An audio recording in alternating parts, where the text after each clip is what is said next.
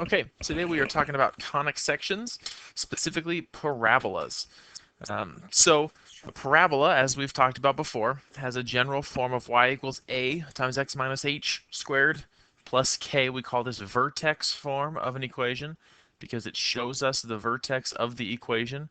Right, the vertex is at hk, so that point or that value and that value tell us the vertex. A tells us the direction of opening, so if a is positive, it's opening upward. If A is negative, it's opening downward. A also tells us the vertical stretch. The bigger A is, the more stretched that parabola is going to be. We also know that the axis of symmetry is going to be at x equals h. So hopefully none of this is new. We've talked about parabolas before. This is all refresher. But what is going to be new is the other type of parabola. X equals a times y minus k quantity squared plus h. The big difference here is this parabola opens on its side. Parabolas we've all talked about open upwards.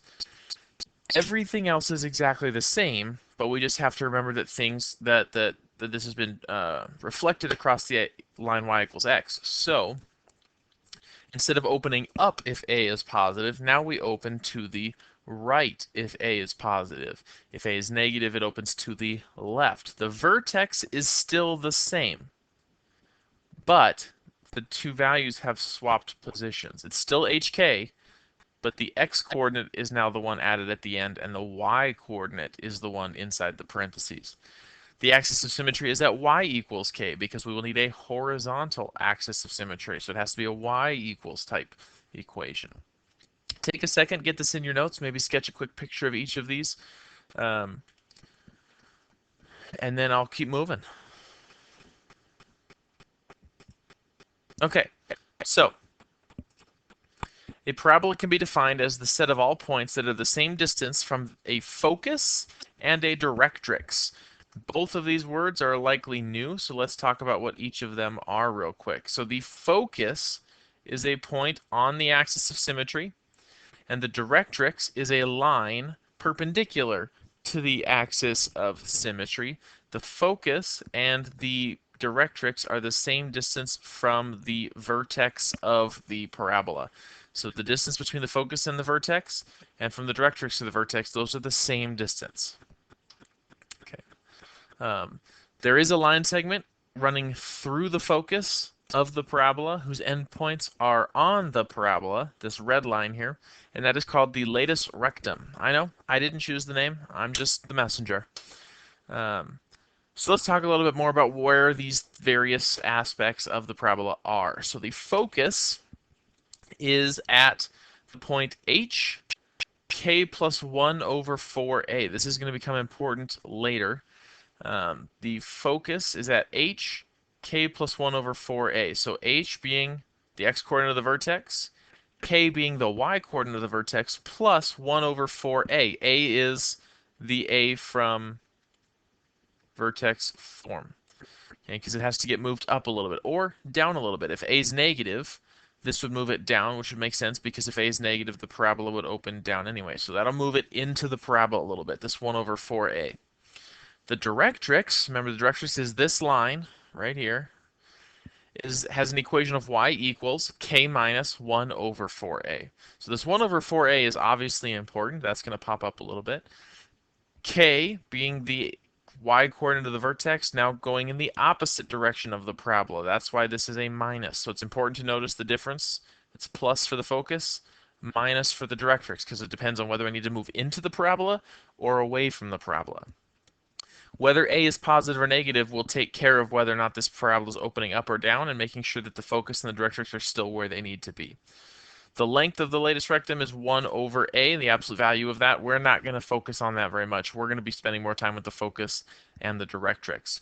And then, just like we've talked about before, well, let me go back a step. I want to go back a step, sorry. We said that the parabola is the collection of all points that are the same distance from the focus and the directrix. So, for example, A right here is the same distance from the focus as it is the directrix. I could pick another point out here, and this distance from the directrix to the focus would be congruent. It doesn't matter where this point is. It could be way up here. And this distance, remember that's always perpendicular when we talk about distance from a line. These are also congruent. That's what a parabola is. Okay, so like on the last slide, let's take this and talk about parabolas that are oriented the other way on their side. It changes the formula just a little bit. Again, we're not going to worry about the latus rectum too much. We're only going to talk about focus and directrix. So that's there, but don't worry too much about that. The focus changes. Instead of adding 1 over 4a to the y-coordinate, we're going to add it to the x-coordinate because we need to move it left or right into the parabola. Remember, the parabola is going to open this way, so the focus needs to be right there. So we're going to take the x-coordinate and add the 1 over 4a. The directrix is going to be the same structure of equation, but it's going to be x equals h minus 1 over 4a. Instead of being a horizontal line, this is going to be a vertical line. So instead of basing it on the y-coordinate, we're going to base it on the x-coordinate of the vertex. Okay. Again, copy this into your notes, pause the video, take as much time as you need. This is going to make more sense as we do some examples, but you're going to need this in your notes. So please pause and get that taken care of. Okay, in the book, it's going to say that this vertex form right here is the standard form of the equation, which is not true. This is standard form for a parabola. Y equals ax squared plus bx plus c. Okay, they call it the general form. It's called the standard form because the form that they have up here, y equals a times x minus h plus k, is the vertex form, as we've talked about before. Okay, I just want you to be aware of that. I don't know why the book got it wrong, but it did. It's a trap. This is vertex form. It shows you the vertex. This ax squared plus bx plus c is standard form. It's standard for all types of polynomials. So let's graph a couple parabolas. These are the ones we've done before, so there's not too much to worry about here. Y equals negative 3x squared. So let's do the parent function first. We'll do the parent function in black. Vertex at 0, go over 1, up 1, over 2, up 4. You could make a table of values too if you don't have that pattern memorized, although I very much suggest that you do memorize that pattern from the vertex. It's over 1, up 1, over 2, up 4. Whatever you go over, you go up that squared. That helps a lot when graphing if you can follow that pattern after you find the vertex. So that's the parent function. Label that parent function. Okay. Then we'll do this first one in blue, y equals negative 3x squared. So vertex is in the same place because we don't have a h or k, right? However, a is now a negative 3, which means it opens down and it's 3 times as steep. So I found the vertex. It's in the same place. I'm going to go over 1. Normally, I would go up 1. Instead, I need to multiply that by a negative 3. So I'm going to go over 1, down 3. Normally I'd go over 2, up 4, but that positive 4 gets multiplied by a negative 3, so now it's over 2, down 12, negative 12. That's not going to fit, so I'm just going to graph what I can and note that it's going very steep, and before it gets to this 2, it needs to be at negative 12. All right, now let's do the other one in red. Y equals negative 3, so it's going to have that same steepness and open down, but the vertex has moved to 4, 5. Remember, it's the opposite of this, so h is 4, k is 5. So 4, 5, here's my new vertex. It's same shape as this blue one now. It's over 1, down 3, over 1, down 3. 12 would be down here at negative, I guess at negative 6. Or no, sorry, negative 7. So she needs to go through these points also. So again, very steep. Close. Okay, so like we've done before, find the vertex, look at a to determine its steepness. Okay, y equals x squared is a parabola. It has a vertical axis of symmetry. We've seen those 1,000 times.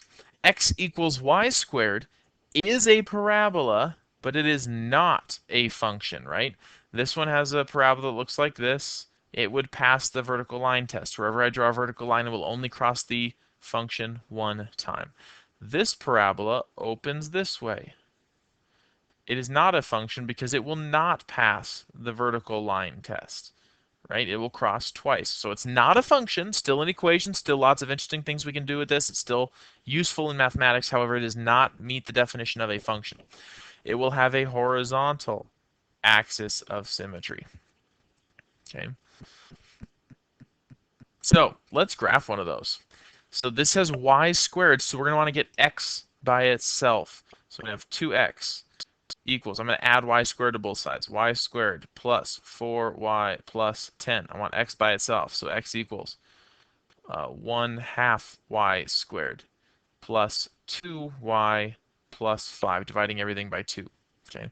Now to graph this, we're going to have to try to factor. So just like, or probably complete the square, it's not going to be factorable, but either way, we're going to need to divide out that 1/2. So let's do x equals 1/2 y squared plus what? We're trying to complete the square. So think about, think about what we're going to need to add there for a second. If we're dividing out a 1/2 from the 2y, it's going to be now be 4y, right?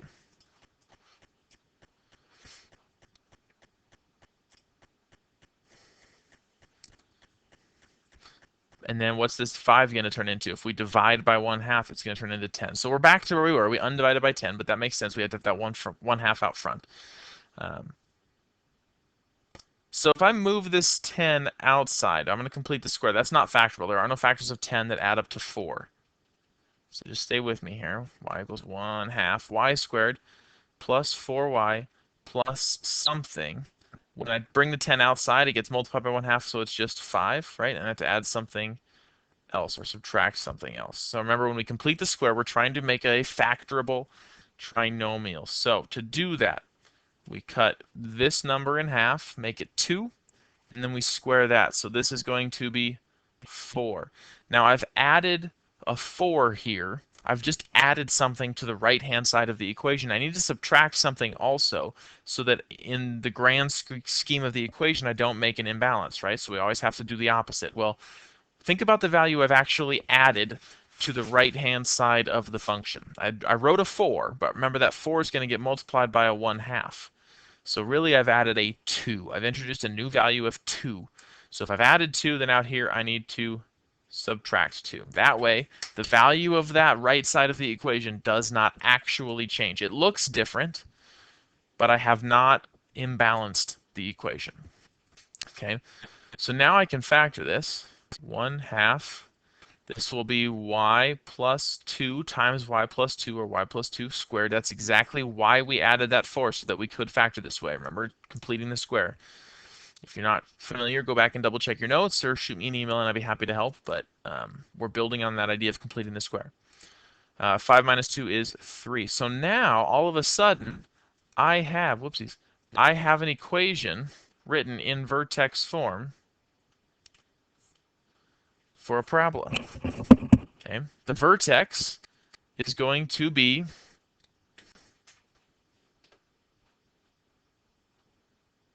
where?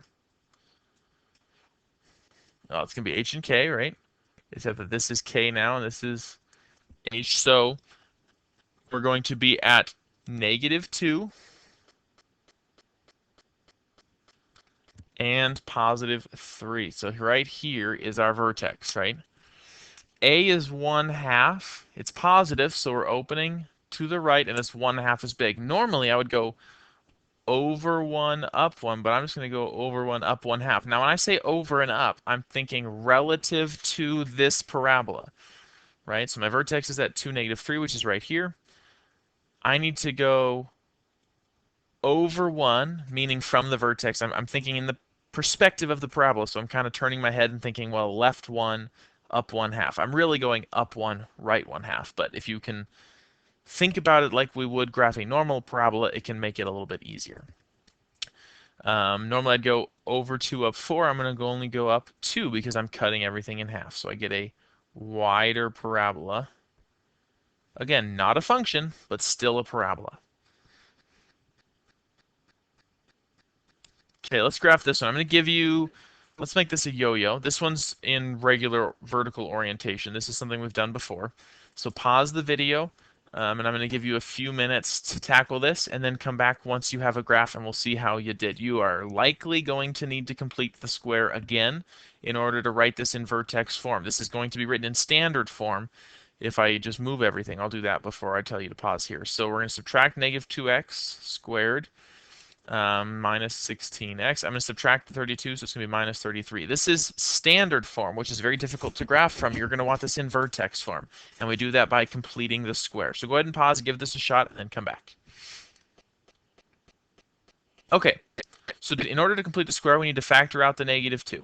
That's going to leave me with an x squared, a positive 8. Remember, I'm dividing everything by negative 2, so positive 8x plus something. That's what I'm going to have to add to create a perfect square trinomial. So the negative 33 is still outside. I'm not dividing that by 2 because it's outside the parentheses. And then I'm going to have to add or introduce another new value once we figure out what we're putting in here. So you're not able to see that. What do we need to add? Well, half of 8 is 4, and 4 squared is 16. So I need to add a 16 to that. I didn't actually add 16 to the equation, though, because I need to multiply by negative 2. So really, I've added a negative 32 from the equation. I've subtracted 32, which means out here I need to add 32. So if I put a 16 here, I multiply by negative 2, I get negative 32. Then I add this 32, and I'm back to 0. So I'm back to having made a 0 change. I've not changed the function or the value of the function in any way. I've just changed what it looks like. So now we can factor stuff. Negative 2 times.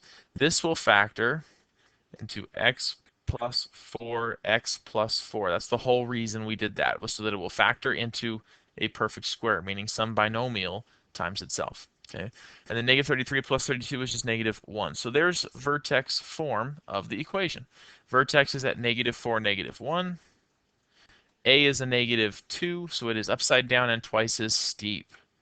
So I go over 1, down 2, and there's my parabola. Okay, so it's the exact same process for this one. It's just that everything's kind of flipped, but it's the same process mathematically. It's just that our parabola will have been reflected across the line y equals x. Our x's and y's have swapped. Okay. Last one. Write an equation for a parabola with a vertex at negative 2, negative 4, and a directrix at y equals 1. Then graph the equation.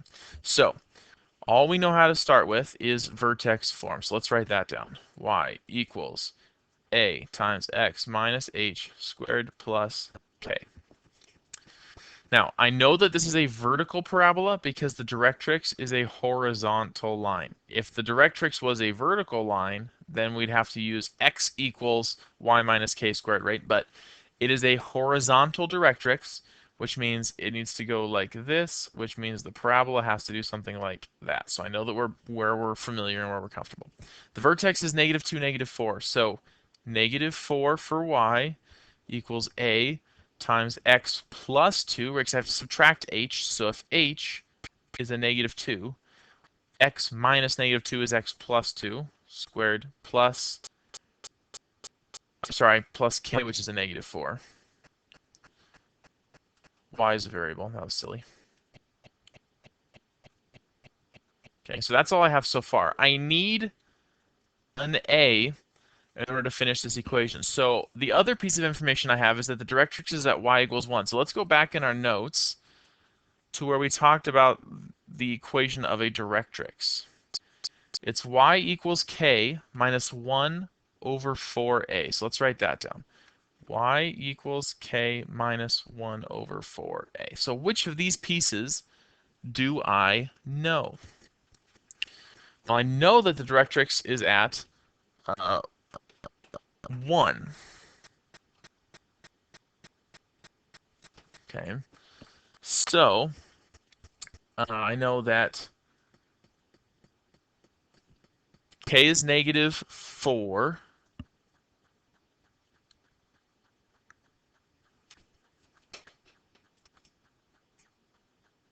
Okay, so like I said, sorry, the directrix is at a 1. K is a negative 4, and then I don't know what a is. That's what I'm trying to find. So let's just move everything. I'll add 4. 5 equals negative 1 over 4a. So I need to multiply by 4a, so 20a is equal to negative 1. Divide by 20 to get a by itself, negative 1 over 20. So back up to this equation. Y equals negative 1 over 20 times x plus 2, quantity squared, minus 4. There's an equation for a parabola that has a vertex at negative 2, negative 4, and a directrix at 1. I know that's a lot of new stuff. Um, I know that's a lot of new stuff. Hopefully you're able to follow that. As always, shoot me an email or let me know if you have any questions. I'm happy to help. And have a great day and good luck with the homework.